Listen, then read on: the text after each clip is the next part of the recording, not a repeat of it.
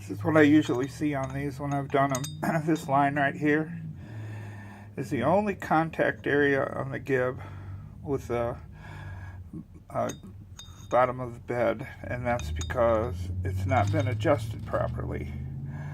So this thing usually sets slightly tipped one way or another, because these two adjustments were set to get this thing level so it wouldn't rock, which is difficult to do. We're going to throw these adjustments away, and then I'll do like I've done on the other ones. I'm just going to make up shims to go between here and the bottom of the compound to set the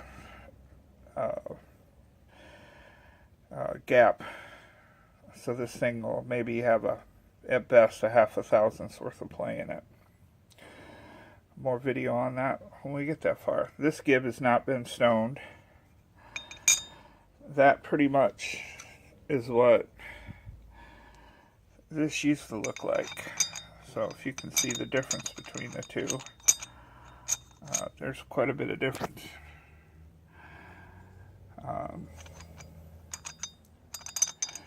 It helps quite a bit. This feels more like glass, and this feels more like a just rough cast iron, because that's pretty much about all it is. They just slightly skim these. I guarantee you when I lap this the first time, it's probably only going to be making contact on the outside edges. And I'll go ahead and show you that real quick. This has got Prussian glue on it, and it'll pick up on the low spots, or if you're looking at it from the top of the surface, this will stick to the high spots. And as you can see, we got a little touching right there, a little bit touching right there, just barely a smidge there, and barely a little bit there, and it's touching around the hole there. This is by far the worst one I think I've ever seen. This other gib at least had about, I'll probably say 45-50% contact area. This thing's lucky if it's got 6 or 7%. This one's going to take a long time.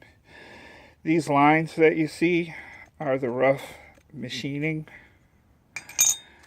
and you'll see I've all but gotten rid of these lines. This line here, that's the same deal from it being cocked, but I'm not going to take the time to stone that down. I'd spend a couple hours stoning these to get it out.